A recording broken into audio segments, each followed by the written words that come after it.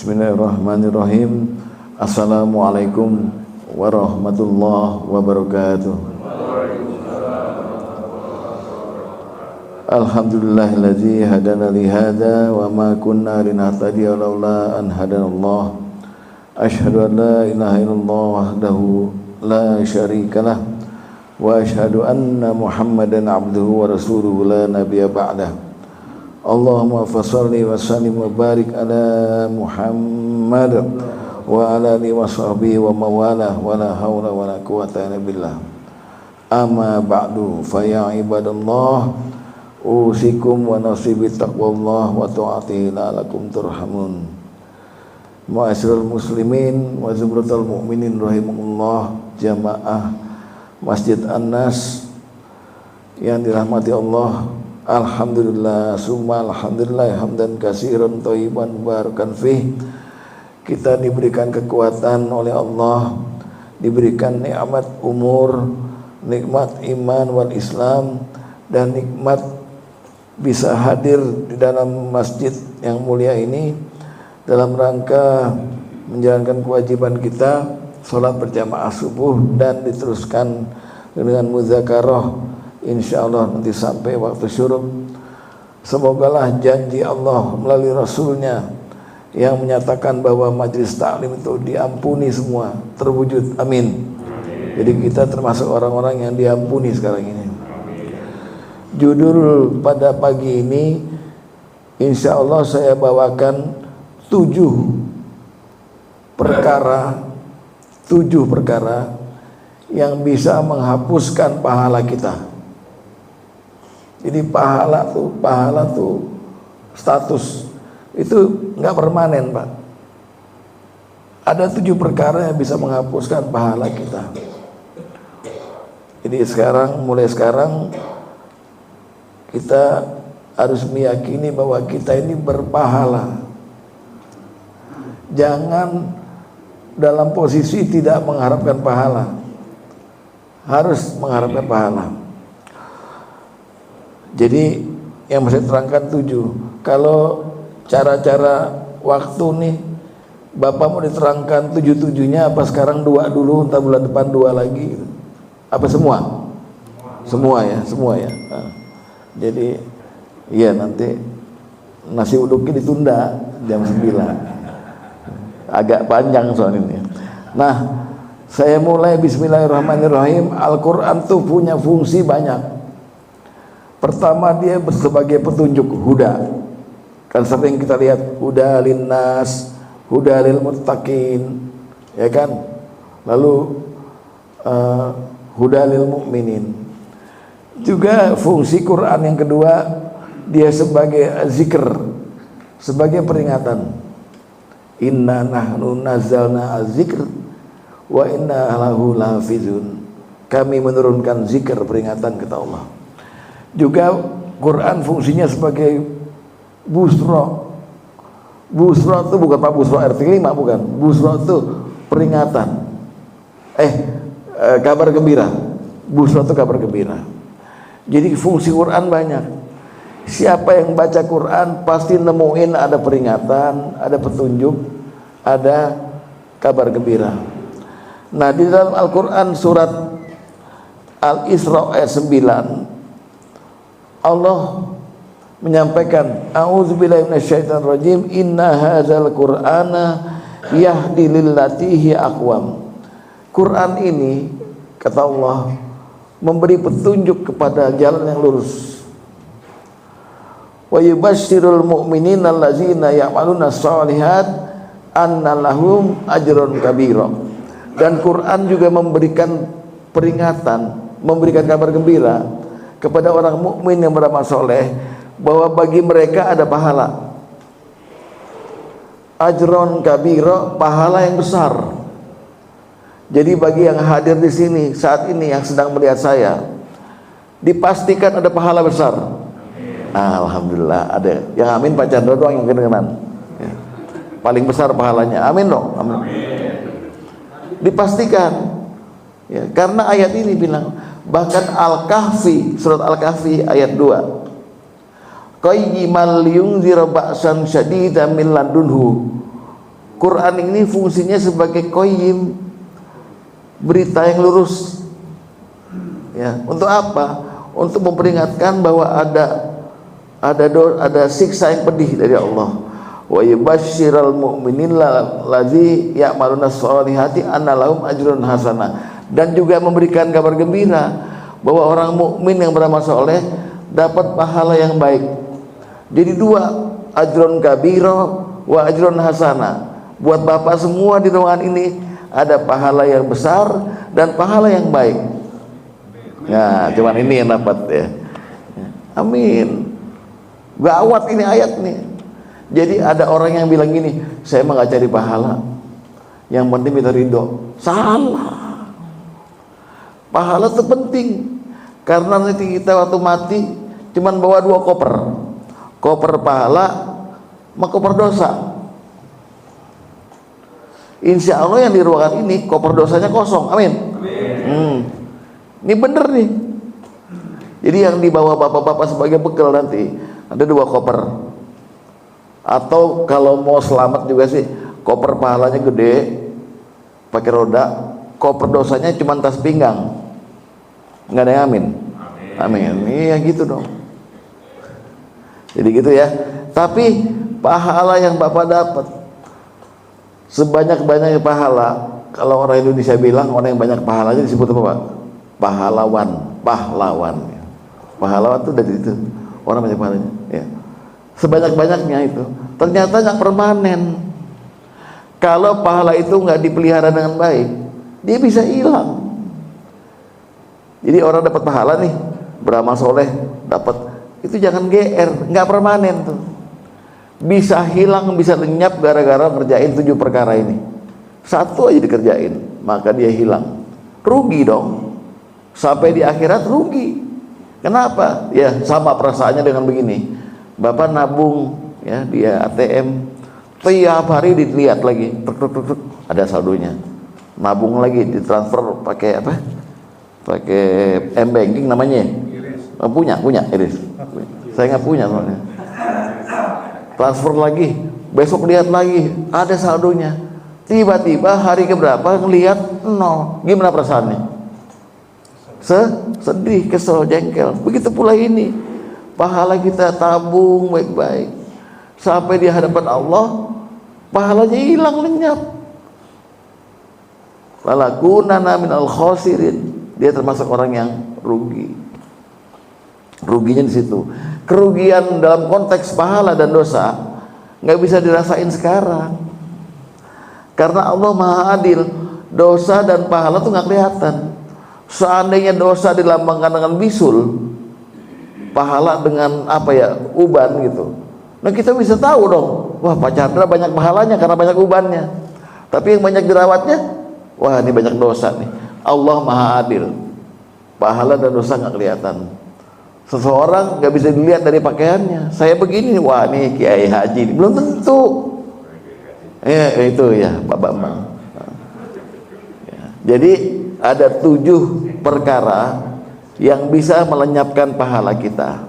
Nah, gimana prosesnya? Gini prosesnya, pertama kali, pahala tuh udah jelas ya, orang yang hanya untuk orang yang ya'maluna mu'minina ya'maluna sholihan, orang-orang beriman yang ngerjain amal soleh. Iman doang nggak amal soleh nggak cukup. Amal soleh doang nggak beriman Islam nggak cukup. Jadi kita ini harus mengerjakan iman dan amal soleh. Nah, pahala untuk mereka itu bisa hilang. Ini kabar buruk nih Pak. Kabar buruk hilangnya pahala itu melalui satu ayat. Ya ayyuhalladzina amanu atiullaha wa atiur rasul wa la tubtilu a'malakum. Wahai orang beriman, taatlah pada Allah dan taatlah pada Rasul, dan jangan kamu batalkan amal-amalmu, jangan kamu lenyapkan pahalamu. Itu ada peringatan begitu. Berarti ada proses di mana pahala kita yang kita tabung itu hilang, lenyap, dan kita masuk orang yang rugi. Kalau seandainya kita bawa dosa 0 tapi pahalanya hilang, rugi. Masuk mana tuh Pak? Mungkin ada yang tahu. Pak Kiai tahu nggak? Kalau orang nggak ada dosa, tapi nggak ada pahala, di mana di akhirat? Tempat yang mana Pak? Atau al-a'raf? Wah ini kiai nih. Al-a'raf. Tapi rugi. Di al-a'raf dia cuma sebagai petugas buku tamu.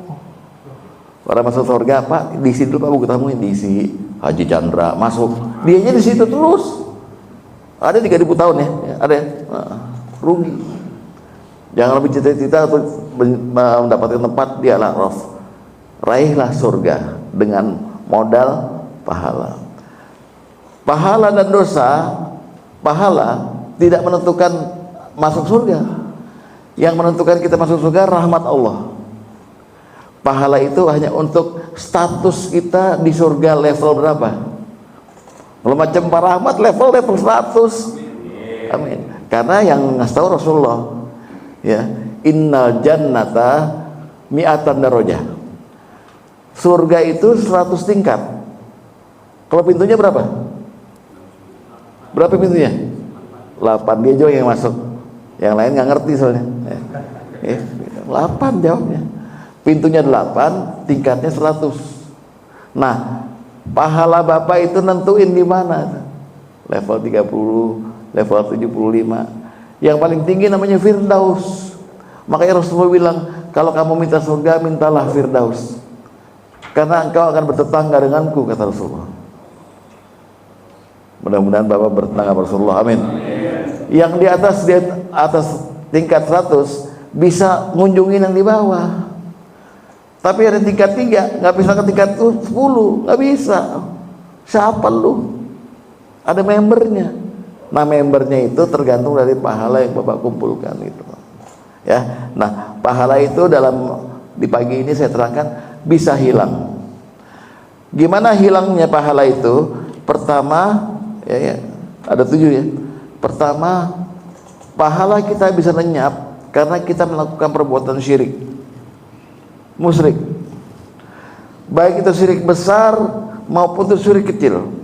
Kalau Bapak mau bagi silakan.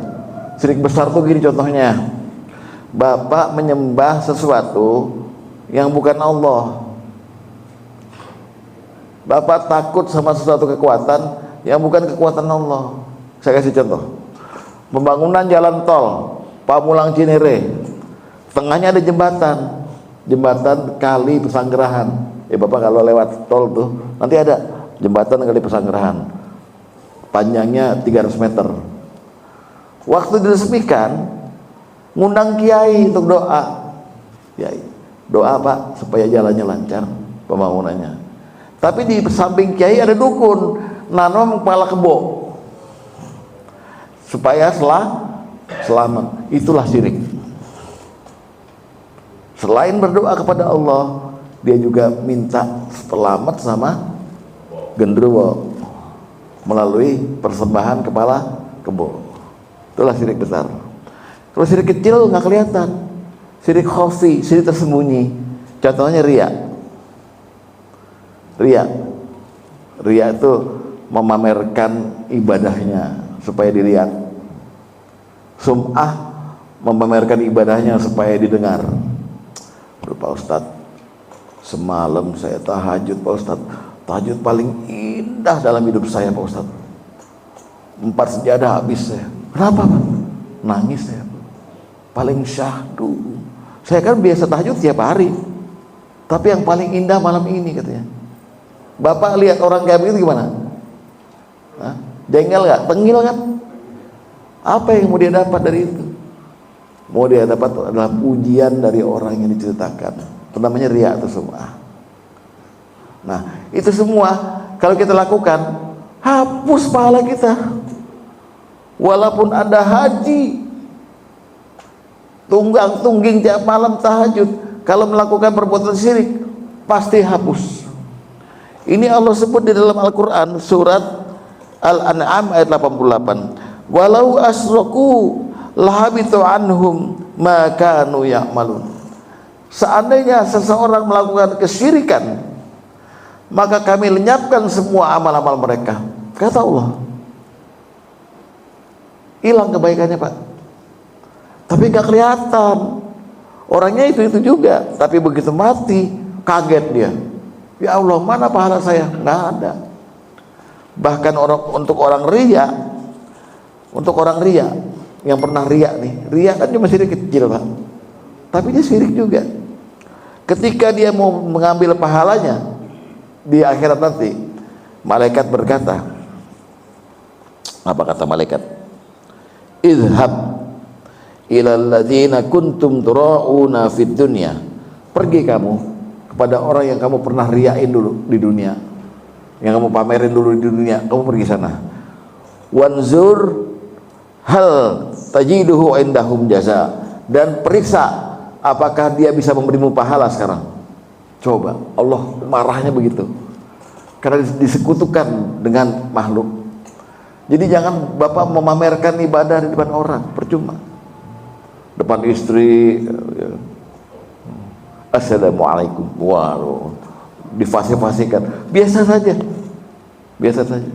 Karena ini bibit-bibit yang berpotensi menghilangkan pahala kita. Pertama ya, syirik ya. Saksikan, saya sudah memberitahukan pada jemaah sini, jangan ada lagi yang kedukun, jangan ada lagi yang percaya tatoyur, tahayul. Ada ayam tengah malam kukuk, wah janda bunting. Ini begitu Betawi, ada ayam janda bunting. Ada panas, ada hujan, ada Cina mati nih. Rasulullah bilang apa? Kalau tengah malam kamu dengar ayam berkokok, mintalah rahmat kepada Allah, bukan rahmat sobari, mintalah rahmat kepada Allah, karena malaikat lewat. Ayam itu lagi lihat malaikat. Yang mana yang Bapak percaya? Yang janda bunting apa yang malaikat? Susah kita Pak. Kita kadang-kadang begitu, sama rumor lebih percaya ketimbang sama hadis. Maka jauhilah syirik. Pertama itu ya. Jadi syirik itu menyebabkan amal hilang. Kemudian ditegaskan lagi di surat Az-Zumar ayat 65, la in asrokat la yahbatanna amaluka wala kuntum wala takunanna minal khasirin. Seandainya kamu syirik kepada Allah, maka kami akan hapus semua amal-amalmu dan kamu termasuk orang yang rugi. Rugi itu gini Pak, modal nggak balik, untung nggak ada. Saya ulangi ya, modal nggak balik, untung nggak ada, rugi. Pahala nggak ada, modalnya ini amalnya sia-sia, capek kita. Udah beribadah capek tapi nggak ada jazanya. Ya itu yang pertama.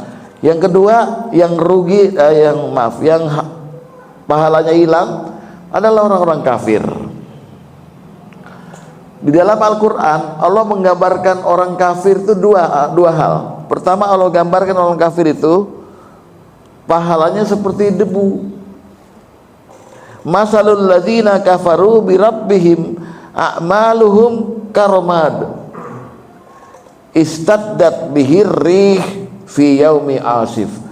Perumpamaan pahala orang kafir itu seperti debu yang ditiup angin pada waktu hari di mana angin bertiup kencang.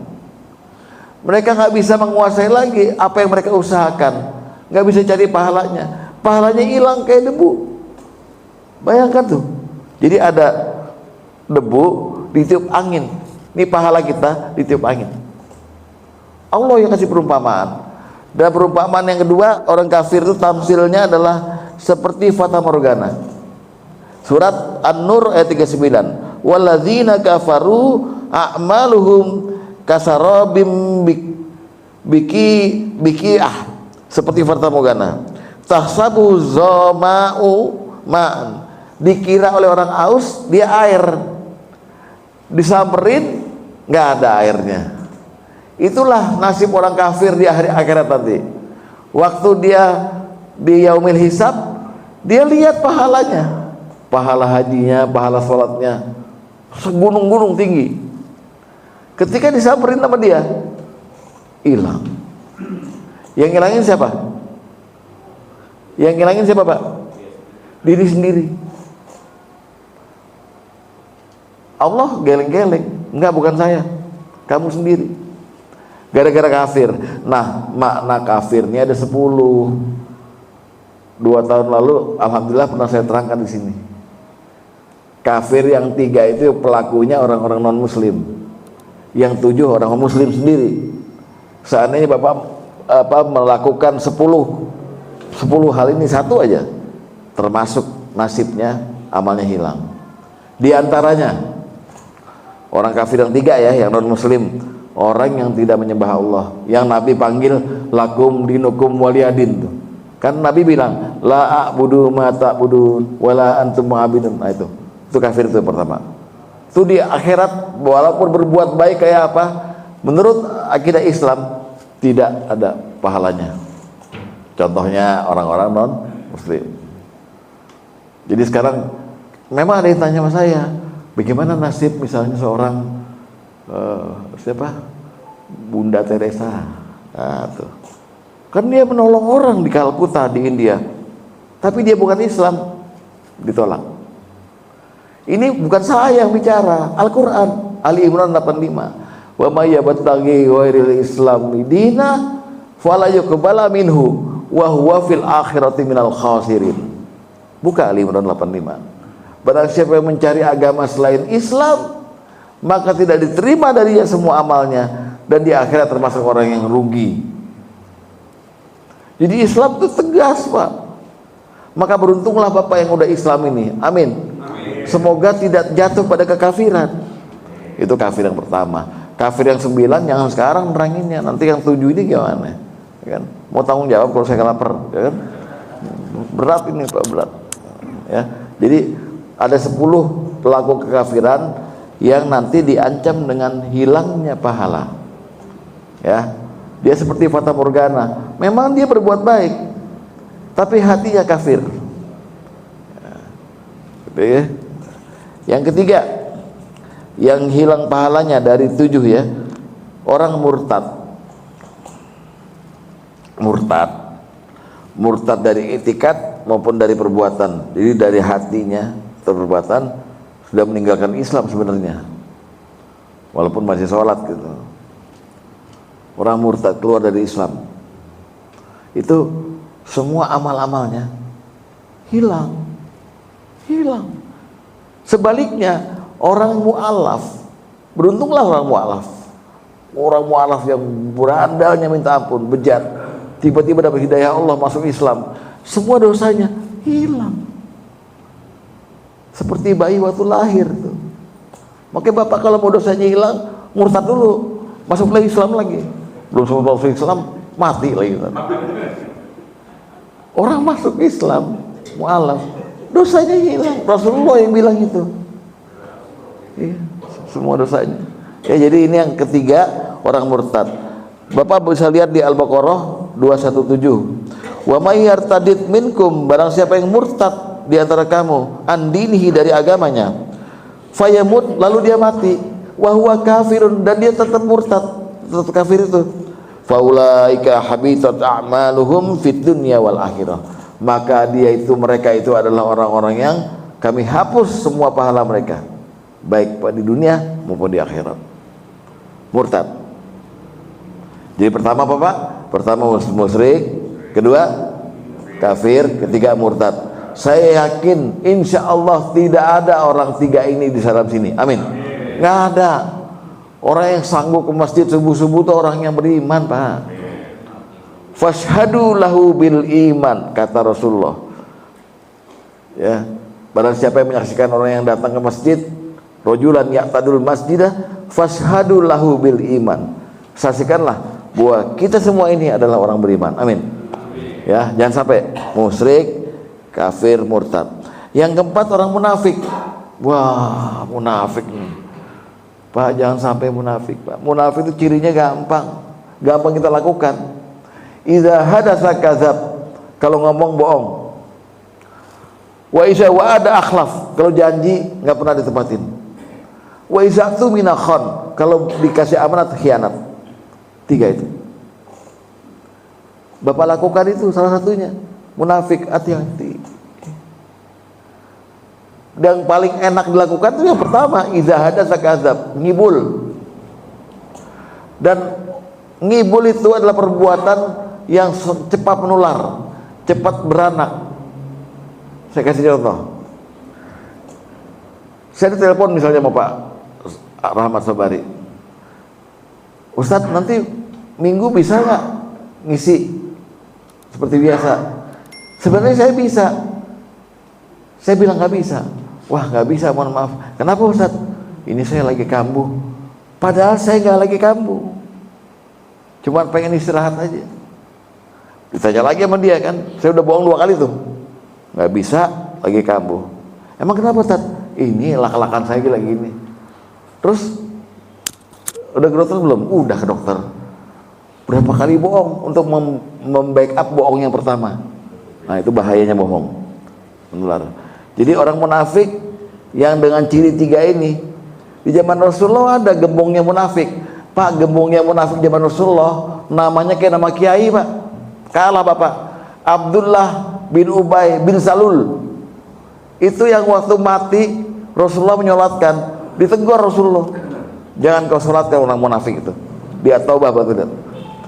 Jadi orang munafik itu Islam tapi tukang bohong. Kalau ketemu Rasul, wahai Rasul, selamat atas kamu. Begitu pergi ke kaumnya dia bilang, gue cuma main-main. Muhammad kan orang gila. Udah aja kita bohong-bohongin dia gitu. Kayak begitu. Nah, kita ini sering bohongnya nggak sama Rasul karena nggak ketemu Rasul. Sering bohongnya sama bini. Betul. Pak THR mana Pak? Belum keluar. Oh, padahal udah habis THR-nya. Ya. Sama bini sama anak sering ngibul kita. Untuk itu, tolong perkara yang keempat ini munafik hindari. Ya. Allah berfirman untuk orang munafik, ulaika habitat a'maluhum fid dunya wal akhirah wa ulaika humul khasirun. Orang munafik itu sama dengan orang yang murtad tadi, kedudukannya akan kami hapus semua amal mereka dan mereka di akhirat termasuk orang-orang yang rugi. Ya, jadi musyrik, kafir, murtad, munafik. Nomor 5 ini maaf barangkali pernah kita lakukan. Adalah golongan orang yang tujuan hidupnya cuma dunia. Ukuran sukses dia dunia. Kebanyakan ini dianut oleh orang-orang barat. Orang barat tuh kalau udah ngerjain sesuatu serius sama Allah dikasih kesuksesan. Lihat tuh lagu-lagu barat kan lagu-lagu yang cakep-cakep. Bikin sesuatu, bikin mobil pasti bagus-bagus semua gitu. Kita masih sibuk bikin mendoan, cenil, nasi uduk. Tapi sono udah maju karena mereka serius. Ketika sukses itulah ujung yang diharapkan. Tapi nggak kenal akhirat. Kalau kita beda. Kita orientasinya sukses apabila kita mati husnul khotimah. Betul? Mati husnul khotimah.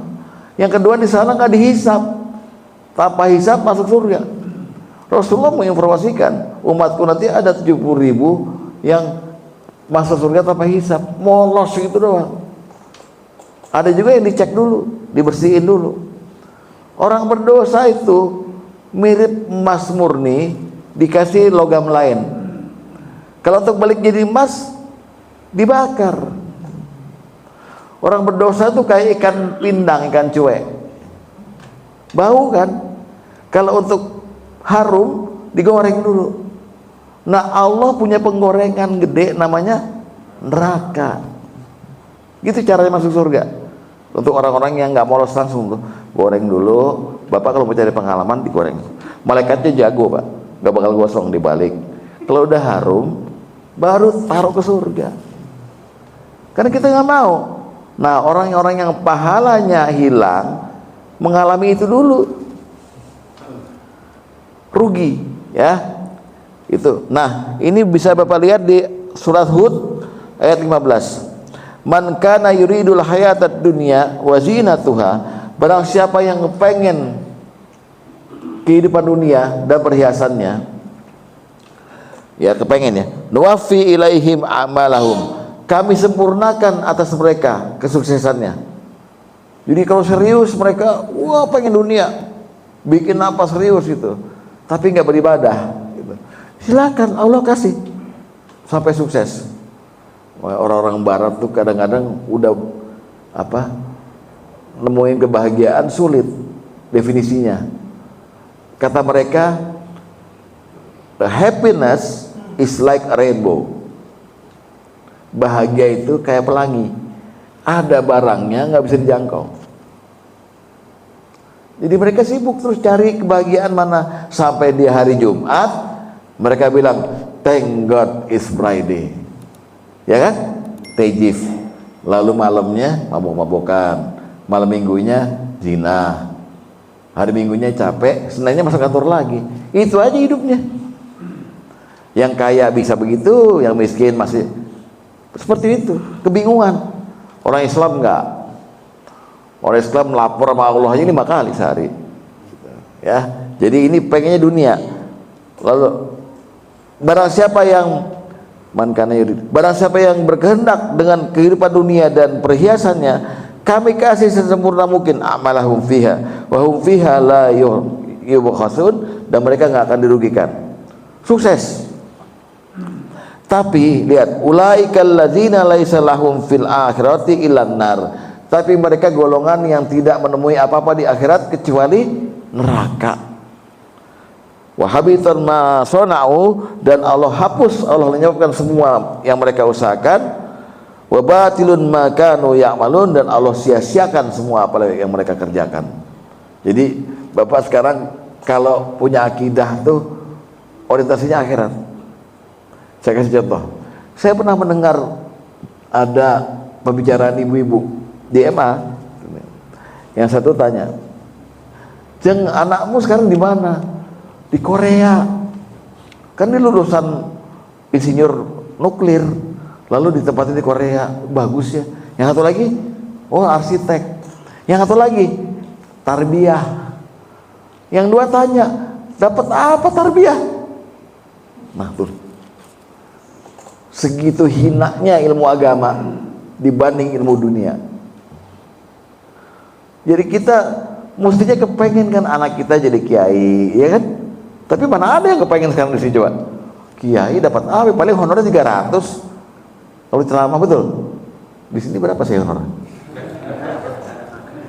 Honor cuma 200, uang lecak. Begitu keluar sendal hilang ya. Jadi begitu. Orientasi kita mesti akhirat.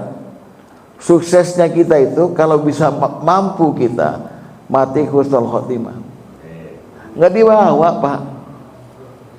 Mayit itu diikuti 3 hal kata Rasulullah. 2 balik, yang 1 tetap di kuburan. Yang 2 adalah maluhu wa ahluhu, hartanya sama keluarganya. Bini bapak yang cantik tuh, nangisin cuma sebentar, besoknya cari jodoh dia. Kita mati nggak mau ikut nemenin di lahan, balik pulang. Yang nemenin kita amaluhu. Amaluhu itu perbuatan yang berpahala. Nemenin kita.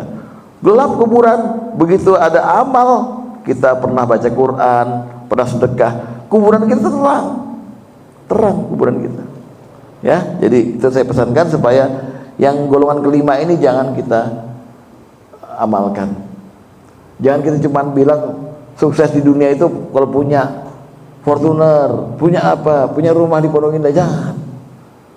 Sukses di dunia itu bisa Bapak lihat nanti. Kita orang sukses itu kalau kita mati, berapa banyak yang nyolatin, berapa banyak yang kehilangan, berapa banyak yang ngomongin kita kebaikan kita gitu. Waduh, Pak Rahmat ini waktu hidup main pingpong terus ya, misalnya ini jangan ikutin ini, cuma berita doang. Pingpong jago dia, tapi Quran jago juga, sejalan. Ya, itu yang kelima. Yang keenam, orang hasad, orang dengki. Dengki ini nggak terjadi pada orang kafir, Pak. Rasulullah bilang dengki itu begini, Bapak senang lihat orang lain susah, Bapak susah lihat orang lain senang. Ali Imran 120, in tamsaskun hasanatun tasuhum. Kalau kamu dapat hasanah, dapat kebaikan, orang tuh sedih. Kata Allah ke Rasulullah, Wa in tusibakum sayyi'atun yafrahu biha. Ali Imran 120. Kalau kamu dapat kesusahan, mereka gembira. Itu dengki. Kita seringnya begitu. Ngelihat orang, dia orang kan pegawai negeri ya. Kok naik mobilnya udah gitu. Ngacak aja kita. Orang lain kita bacain. Ya, itu namanya dengki.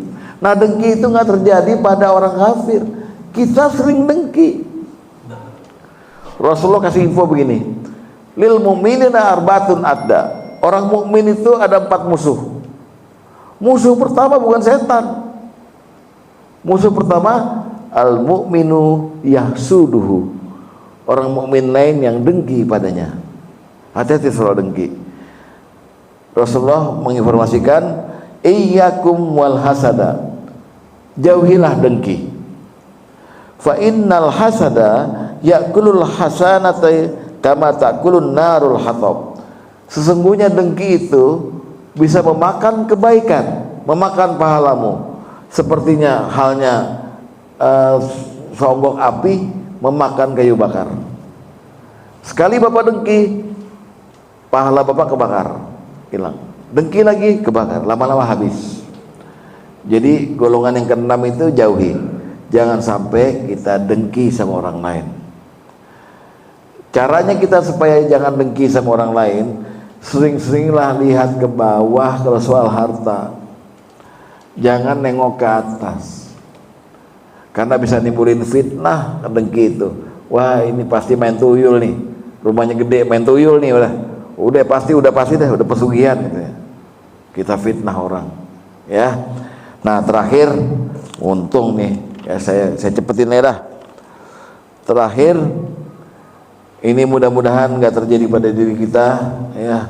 Kalau orang Jawa bilang amit-amit ya Bang Bayi, kalau orang Islam bilang nauzubillahi min zalik, yaitu ahli ibadah golongan yang ketujuh, ahli ibadah yang suka diam-diam kalau sendiri berbuat maksiat. Ngakunya udah taubat, banyak ibadahnya, banyak pahalanya, tapi kalau dia sendirian nggak kelihatan orang, maksiat, masih jalanin hobi maksiatnya. Rasulullah menggambarkan golongan ketujuh ini dengan satu kalimat begini. La a'lamanna aqwaman min ummati ya'tuna yaumal qiyamah bi hasanatin amsalil jibalil tihamah bidon. Aku mengetahui ada sekelompok dari umatku yang datang di hari kiamat membawa pahala sebesar gunung Tihamah yang putih.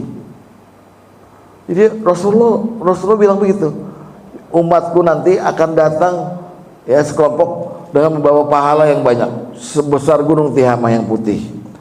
Tapi faja'aluhallahu azza wa jalla haba'an mansura.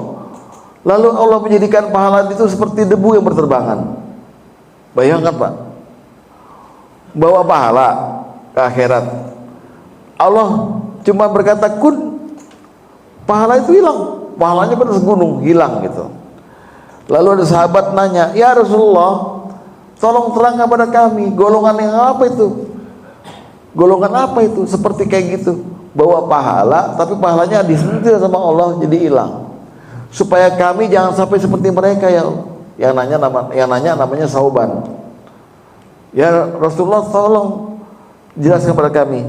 Rasulullah menjelaskan, ama innahum ikhwanukum, sesungguhnya mereka itu saudara-saudara kamu juga. Wa min jildatikum, dari golongan kamu. Wa ya'khuzuna minal laili kama ta'khuzun, dan mereka salat malam seperti kamu juga salat malam. Walakinnahum aqwamun iza khalau bimaharimillah ihtahakuha. Tapi kalau mereka lagi sendiri, mereka iseng ngerjain pekerjaan haram yang mereka hobi zaman dulunya. Mudah-mudahan nggak ada Pak ya di antara kita ya.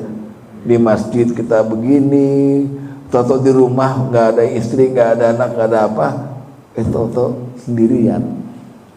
Nggak tahu saya ngerjain apa, tapi ngerjain yang Allah haramkan.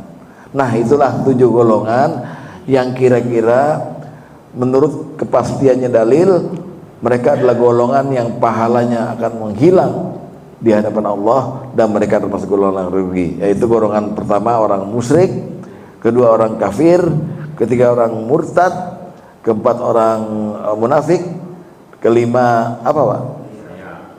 Apa? Saya juga lupa.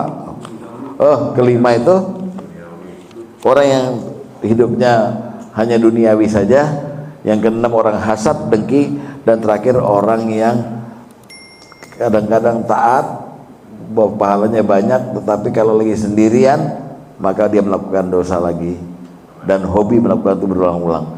Demikian, semoga ada manfaatnya dan mohon maaf atas segala kekurangan. Kira-kira kalau ada tambahan atau pertanyaan saya beri kesempatan.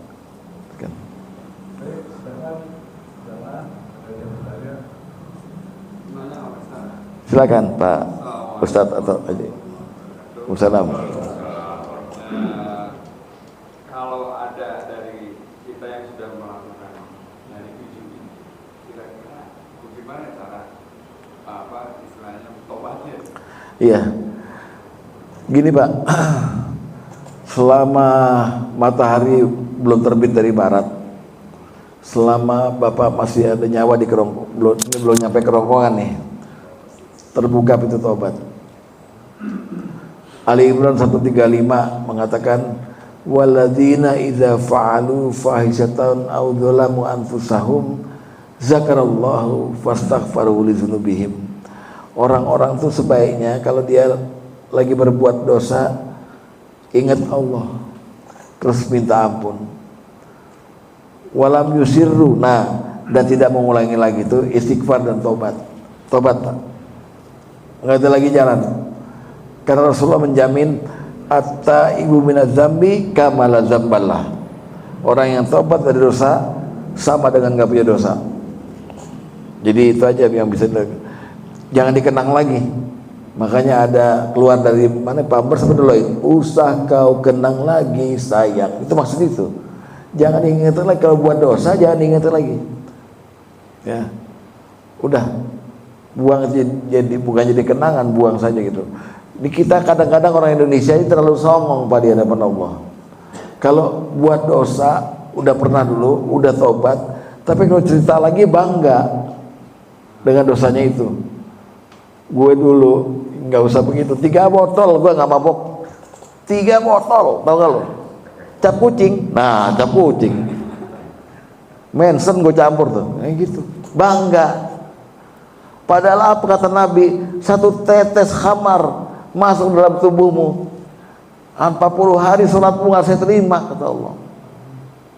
Sama dengan 200 kali sholat. Sedangkan dalam hadis lain, 1 kali orang nggak sholat dengan sengaja, balasannya 1 hukum. 1 hukum itu apa satuannya? 80.000 tahun di neraka. 80.000 tahun di neraka Pak. Sedangkan di neraka jahanam, siksaan paling ringan dialami oleh pamannya Nabi, namanya Abu Thalib, yang kakinya ditaruh kerikil 1, otaknya mendidih, gubluk gubluk gubluk gubluk gubluk gitu bunyinya. Kalau Bapak mau cari pengalaman silakan. Ini susahnya orang. Takutlah kamu, fattakun narul lati waquduhan nasu wal hijarah. Takutlah kamu kepada api neraka. Nggak kuat kita Pak, nggak kuat di neraka. Sebab itu pahalanya banyakin, dosanya kurangin, gitu ya kira-kira. Maka jadilah kita orang-orang yang mengharapkan rahmat Allah masuk ke dalam surganya. Amin. Gitu ya Pak Atok. Jadi bertobat dari dosa-dosa yang pernah dilakukan. Walaupun itu syirik. Kan Bapak menemui ada 2 ayat ya di An-Nisa ya, Al-Maidah apa An-Nisa? An-Nisa ya. Innallaha la yaghfiru asyirku bih. Sungguhnya Allah tidak akan mengampuni dosa syirik. Ya kan? Wa yaghfiru ma duna dzalika liman yasha, tapi Allah mengampuni dosa selain syirik sesuai kehendaknya. Itu maksud ayat itu. Kalau dibenturkan sama Az-Zumar ayat berapa Pak? 59 pada waktu. Allah mengampuni semua dosa. Maksudnya kalau Bapak belum mati masih diampuni syirik itu. Yang nggak diampunin kalau bapak mati bawa dosa syirik, nggak diampunin di sana, Pak. Walaupun di sini di anak-anaknya mintain ampun, dosa syirik nggak diampuni. Itu maksudnya. Jadi makanya selama masih ada nyawa di kerongkongan, maka segera bertobat. Itulah Haji Romai Rama dalam lagu Hari Berbangkit menyatakan itu. Selagi masih ada kesempatan, tobatlah dan beriman gitu. Tobat dan beriman.